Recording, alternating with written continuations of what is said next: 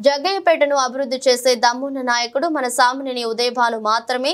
మరొకసారి అవకాశం ఇస్తే జిల్లాలోనే జగ్గయ్యపేటను మేటి నియోజకవర్గంగా తీర్చిదిద్దుతానని, ఫ్యాన్ గుర్తుకు ఓటు వేద్దామని, మన బాణన్నను గెలిపిద్దామన్నారు. టౌన్ హైవేకి 3 కిలోమీటర్ల దూరం ఉండడం వల్ల మన బస్ స్టాండ్ కోసం హైవేలోకి వెళ్ళాల్సి వస్తుంది. హైదరాబాద్ కానీ విజయవాడ కానీ అత్యవసరంగా జగ్గయ్యపేట టౌన్ ప్రజలు హైవేలోకి వెళ్ళి బస్సు ఎక్కాల్సి వస్తుంది. అటువంటి హైవేలోనే ఒక ₹1 కోటి ఖర్చుతోటి ఆ ఏపీఎస్ఆర్టీసీ వారి చేత హైవే బస్ స్టాండ్ కూడా ఏర్పాటు చేశాం.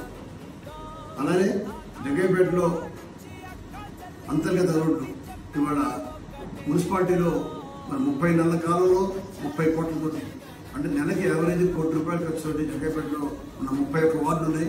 31 వార్డు కానీ 31 కోట్లు ఖర్చు పెట్టి టౌన్ అభివృద్ధి చేశాం.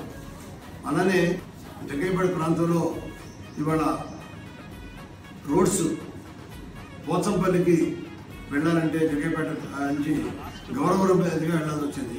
అటువంటిది హైవే నుంచి ఒక ప్రత్యేక రోడ్డుని ₹2 కోట్ల హైవే నుంచి డైరెక్ట్గా పోచంపల్లి రోడ్డు వేశాం. అలానే సుమారుగా 12 కిలోమీటర్ల పాటు నవాపేట నుండి జయంతిపురం వరకు కూడా 12 కిలోమీటర్లు మన కేంద్ర ప్రభుత్వం నిధులతో 12 కోట్లతో దాన్ని అమలు చేశాం. ఇలాగ ఇప్పుడు కూడా ఎవరు ఊహించినటువంటి రోడ్లు జగ్గయ్యపేట నియోజకవర్గంలో అమలు చేశాం. ఎక్కడ గుంటలు లేని రోడ్డుగా, ఎక్కడ గుంటలు అనేది లేకుండా రోడ్డు కూడా రిపేర్ చేశాం. ఈ విధంగా జగ్గయ్యపేట నియోజకవర్గంలో అన్ని రకాలుగా అమలు చేశాం. అలానే జగ్గయ్యపేట నియోజకవర్గ వైఎస్ఆర్ పార్టీ ఆధ్వర్యంలో గత సంవత్సరం ఆగస్టు మాసం నుండి 2024 ఎన్నికల నోటిఫికేషన్ వచ్చేంత వరకు కూడా మరి మేము రాజన్న క్యాంటీన్ని ప్రారంభించాం. పేదవారి ఆకలి తీర్చడం కోసం వారందరూ కూడా రోజుకి 1000 మందికి పైగా మేము పేదవారికి ఆహారాన్ని, భోజనాన్ని మేము సప్లై చేసాం, ఉచితంగా చేసాం. ఇలాగా అనేక రకాల సేవా కార్యక్రమాలు మేము చేసామని చెప్పి తెలియజేస్తున్నాం. మనకి 2020లో మార్చి తర్వాత వచ్చిన కోవిడ్ వల్ల జగ్గయ్యపేట నియోజకవర్గంలో అనేక మంది మరణించారు. ఆ కోవిడ్ బాధితులకి ఎవరు ఇబ్బంది పడకుండా ఇక్కడి నుంచి విజయవాడ, గుంటూరు తరలించకుండా వారికి ఆక్సిజన్ కావాలనుకుంటే ఇక్కడే ఆక్సిజన్ సిలిండర్స్ కూడా ఏర్పాటు చేసి 100 పడకల కోవిడ్ హాస్పిటల్ కూడా ఏర్పాటు చేసి దాదాపుగా 4 మాసాల పాటు కోవిడ్ పేషెంట్ని ఇక్కడ ఉచితంగా వైద్యం చేసి చాలా మందికి ప్రాణహాని లేకుండా మేము కాపాడగలిగాం. జగ్గయ్యపేట ప్రజల చిరకాల వాంఛ మోటమరి టు విష్ణుపురం వరకు ప్యాసింజర్ ట్రైన్ కోసం చాలా సంవత్సరాల నుంచి ఎదురు చూస్తున్నాం.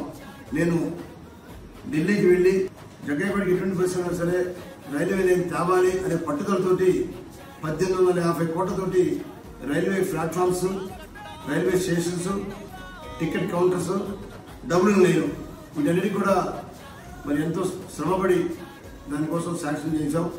దీనివల్ల జగ్గయ్యపేట ప్రాంతం ప్యాసింజర్ ట్రైన్ ఉండటం వల్ల మరి ఎంతో అభివృద్ధి చెందుతుంది. కాబట్టి దీనికోసం మేము గట్టిగా ప్రయత్నించామని చెప్పి తెలియదు. కృష్ణానది మీద బ్రిడ్జి కోసం కూడా చాలా సంవత్సరాల నుంచి మేము ఎదురు చూస్తున్నాం.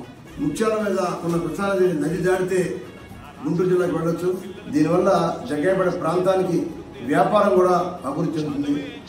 జగ్గయ్యపేట ప్రాంతంలో మరి చాలా కాలం నుంచి వైద్య రంగంలో అనేక రకాలుగా వైద్య రంగంలో ఇబ్బందులు వస్తే ప్రతిదానికి కూడా విజయవాడ రిఫర్ చేస్తూ ఉన్నారు. గుంటూరు హాస్పిటల్కి వెళ్ళాల్సి వస్తుంది. వాళ్ళు ముఖ్యంగా జగ్గయ్యపేట గవర్నమెంట్ హాస్పిటల్ని 25 పడకల నుండి 50 పడకలు తీసుకోవడంలో మనం శాంక్షన్ చేయించాం. అలానే డయాలసిస్ కేంద్రం కూడా ప్రత్యేకంగా ఇవాళ కిడ్నీ డయాలసిస్ కోసం ఖమ్మం కానీ విజయవాడ కానీ వెళ్ళాలి. దానివల్ల అనేక రకాలుగా ప్రజలకి ఆర్థికంగా ఇబ్బందులు గురవుతున్నారు. దానికోసం చెప్పి జగ్గయ్యపేటలోనే మరి ₹2 కోట్ల కిడ్నీ డయాలసిస్ సెంటర్ ఏర్పాటు చేశాం. అలాగే ముఖ్యంగా జగ్గయ్యపేట టౌన్లో ఒక విహార కేంద్రం కావాలి. ఒక విహార కేంద్రం, చెరువుని ఆధునీకరణ చేయడం, చెరువుని బ్యూటిఫికేషన్ చేయడం అనేది చాలా అవసరం అని చెప్పి ₹3 కోట్ల నిధులతోటి జగ్గయ్యపేట ఊర చెరువుని వాకింగ్ ట్రాక్ కానీ, అలానే పచ్చని చెట్లతోటి అభివృద్ధి చేయడం కానీ, పార్కు, అలానే జిమ్ లాంటి కార్యక్రమాలు కూడా ఏర్పాటు చేసి దాని చెరువుని అభివృద్ధి చేశాం. అలానే హౌస్ సైట్స్ ఇవాళ జగ్గయ్యపేట 11,000 మందికి ఇళ్ల స్థలాలు ఇచ్చాం. అలానే సుమారుగా 1850 మందికి ఇల్లు కట్టించాం జగనన్న కాలనీస్. అలానే ఒక జాతీయ రహదారి పక్కన 150 అడుగుల జాతీయ జెండాని ఏర్పాటు చేసి జాతీయ స్ఫూర్తిని ప్రజల్లో కలిగించాం. దాన్ని కూడా రాష్ట్ర గవర్నర్ గారి చేత ప్రారంభోత్సవం చేశాం. జాతీయ జెండా పక్కనే మంచి పార్క్ కూడా ఏర్పాటు చేస్తూ ఉన్నాం.